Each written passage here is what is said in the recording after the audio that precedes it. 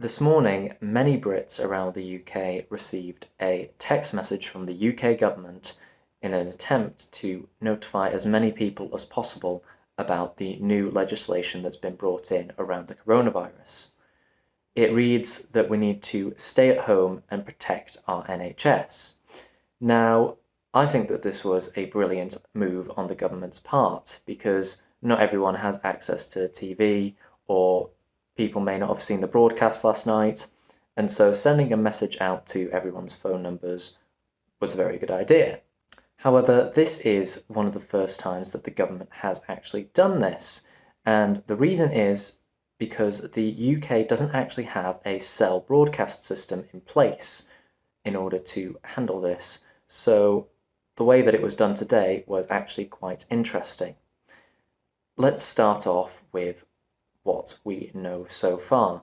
So we know that the government has asked the four major networks here in the UK, EE, Vodafone, O2 and 3, to send out a message, essentially warning people about the coronavirus and telling them to stay at home, as well as providing a link to the NHS website on the coronavirus.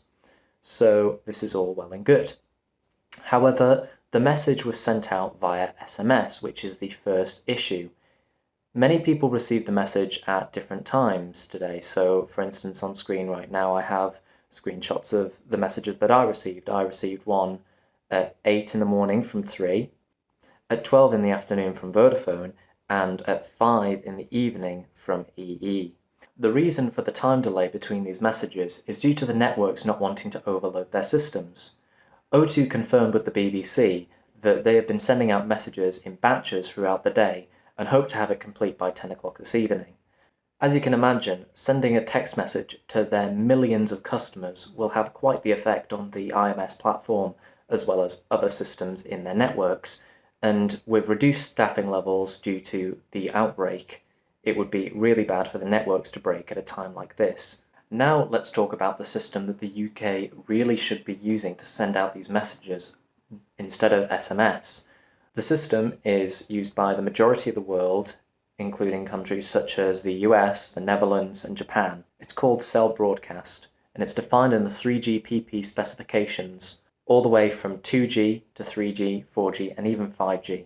Now, the system works on a cell-by-cell basis, and it allows governments and other authorized bodies to broadcast a message very quickly to a large number of users. It could send out a message to the entire mobile subscriber base of an operator in about 10 seconds. The system was trialled in the UK in 2013, and a government report was published in April of 2014.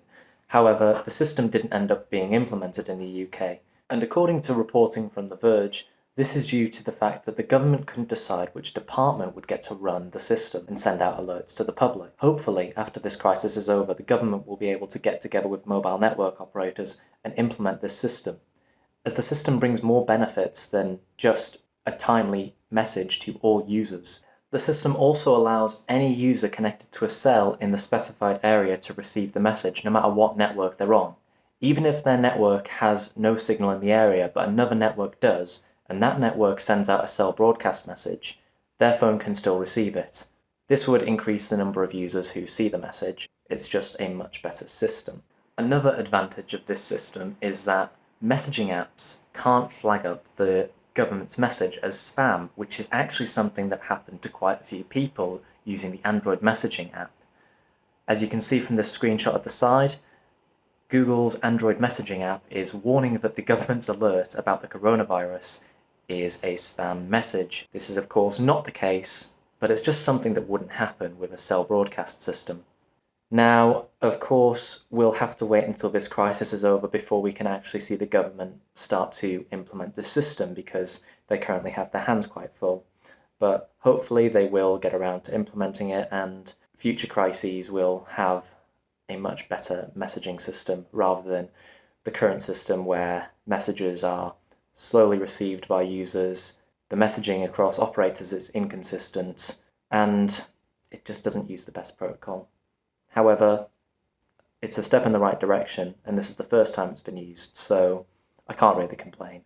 Well, that's it. I think the only thing left to explain now is that we should sit back and take the government's advice. Stay at home, protect the NHS, and you know what? Go make a cup of tea.